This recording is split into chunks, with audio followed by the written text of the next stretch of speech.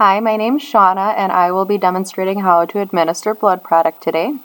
So first thing I do is check to make sure that there's a physician order, and then I'd go ahead and gather all my supplies. So my supplies include my hand sanitizer, my clean gloves, my blood tubing, my normal saline. Normal saline is the only fluid that can be used, so you have to make sure that's all that's being run. I have my saline flushes. I have alcohol wipes, my blood product, which I don't have yet. I will walk through the steps on when to obtain that. And then I also have my normal saline, additional, and just a primary tubing. So now that I have all my supplies, I'm going to go ahead and see my patient. Hi Betty, my name's Shauna and I'll be your nurse today. I'm just going to go ahead and get this curtain pole and wash my hands. Can you give me your full name and date of birth? And she says Betty Jones, 5/13/42, and that matches. That's wonderful. Alright, so the doctor had already come in and wants to do a blood transfusion. It looks like your hemoglobin is very low. Have you had a blood transfusion before? Okay, you have, so you understand the need that we're going to go through, verify everything, and that possible reactions. You could have labored breathing, fever, chills, so you have to let us know if you notice anything different right away. And I'll have you sign this consent form, and she signs her consent form, and I witnessed that. And now she did that, so now I'm going to go ahead and check to make sure that her IV is correct line and that it's patent. So she does have an 18 gauge. You can have 18 to 22, but a larger bore is better. So I'm going to wash my hands and put on some clean gloves.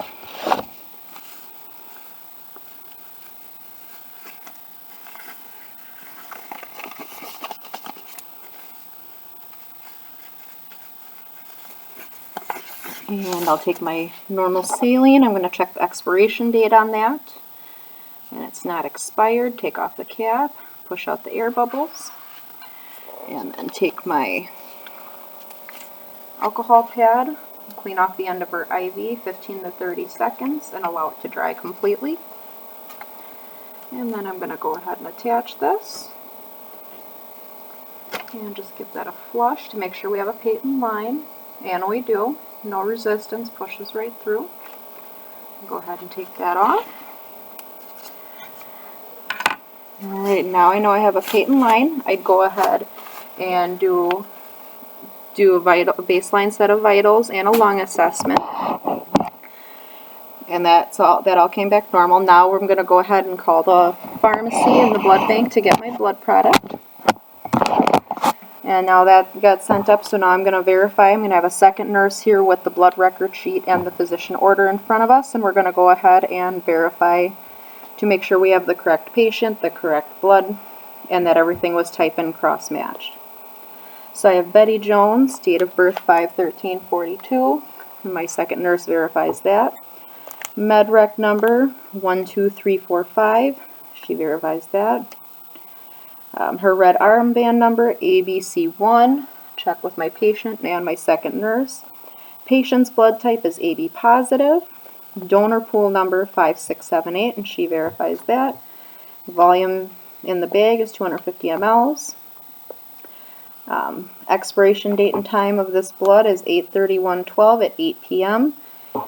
Donor blood type is AB negative. She verifies that, and the compatibility test was done. So now we verified that. Now I'm going to go ahead and start getting my patient ready here. I would also note that I would have to check per facility policy if they require a blood warmer or a special filter. So I'll wash my hands and put on clean gloves again. And I'd make sure my patient's comfortable, relaxed, and they understand just the need to let me know if they notice anything different or if they feel different. So I get my clean gloves on. And go ahead and get my blood tubing out. So this is a special tubing to use while administering blood product. So I'm going to go ahead and make sure all the clamps are closed. There we go. All my clamps are closed. So I'm going to go ahead and take my normal saline and check to make sure it's not expired. I am going to pull the top off that, and I can pick either one of these lines. It doesn't matter on the Y port. Spike that bag, and all my clamps are closed, so I don't have to worry about it leaking out everywhere.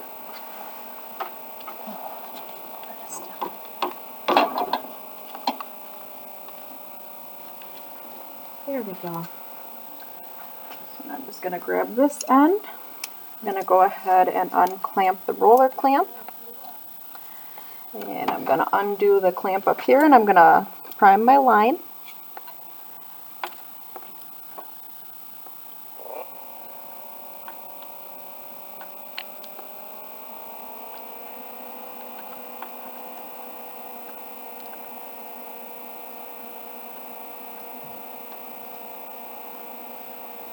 This is like really cute.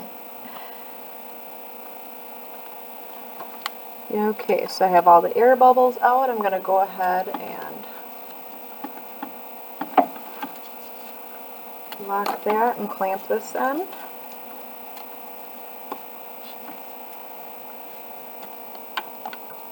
I'm just going to set this by the patient so it's not hanging on the floor. Alright, and then I check the expiration date on my blood product. I would also note that the blood can't be up on the unit more than 30 minutes without being used, otherwise we'd have to send it back down to pharmacy.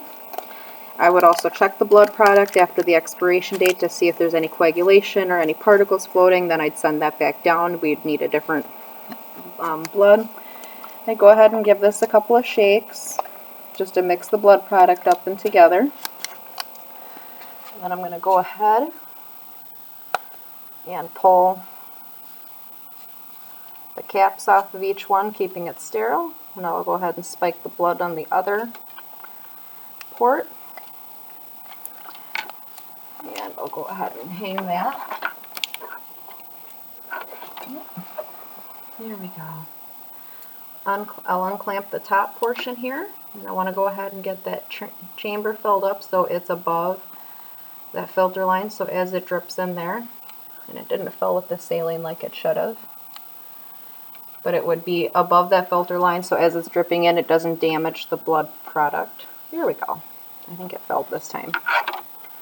And then I'm going to go ahead and I'm going to undo the roller clamp on this end, and I'm going to prime the line down to just before the end here, so that way they get the most blood product out of it.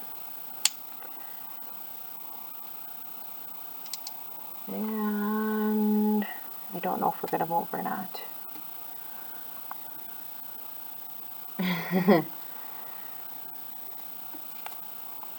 So it's moving really slowly, but I would make sure that that's all the way down to the end, but not dripping out the end here. And I'm going to go ahead and lock and clamp both of those. Alright. And so I did my vitals and my assessment beforehand, so I have my baseline or per facility protocol.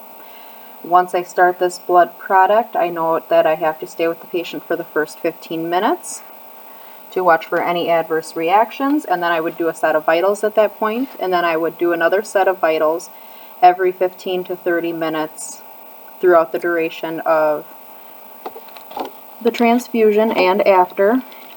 And do that lung assessment again to make sure we're not worrying about fluid overload. So I'm going to go ahead and attach this. So I get my alcohol prep out. I'm going to clean that for that 15 to 30 seconds. Take the end off here. Go ahead and connect. And now I'm going to hook all this into my pump here. So I have my Alaris pump. I would find my blood product and get that in there. And I would note that it's AB negative blood being put in. I'm going to infuse 200 mLs to start. My rating. And the initial rate is going to be 50 mLs per hour.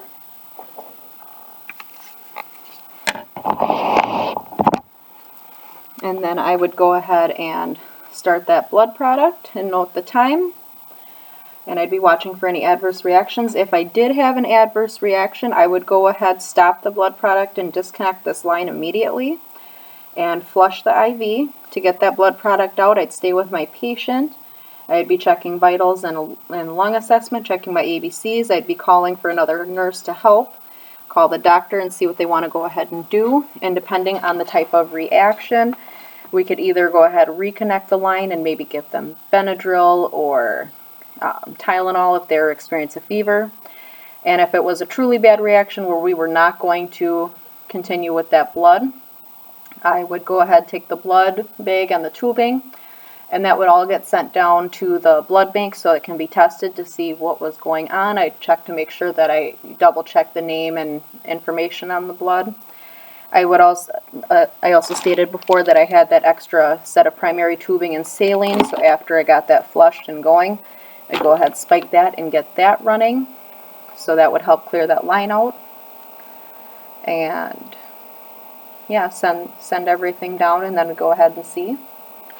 And then once I'm all done, I would stop I would keep going to get as much of that blood in as I can without running the line dry. And then I'd go ahead and run my saline. I'd go ahead and run my saline just enough to flush the line out, and then I could disconnect, make sure my patient's doing well, make sure they're not having any adverse reactions. I'd lower the bed, give them their call-out, make sure they're safe. I'd take off my gloves, wash my hands, dispose of all my supplies. So if I was doing this regularly, the blood bag and the tubing would go into a red biohazard bin, if that was normal, and then dispose of the rest of my supplies. And I'd flush out the line again as well. And then as I exit the room, I'd go to document. I would document my start and finish time of the blood product. I'd note the gauge of the IV, noting that I checked all the documents were in place and consent was signed, noting how the patient did, all my vital signs and my assessments throughout the transfusion, and noting how long it took to complete the transfusion, because packed red, like if this was packed red blood cells, it couldn't be running for more than 4 hours. And if this were a young, healthy person with no other health risks, I would maybe run this in a little faster at that 2-hour rate. If this were an elderly person or someone that had other comorbidities, I would probably run it in a little slower, just trying to decrease that chance of a reaction. And that's how you would administer blood.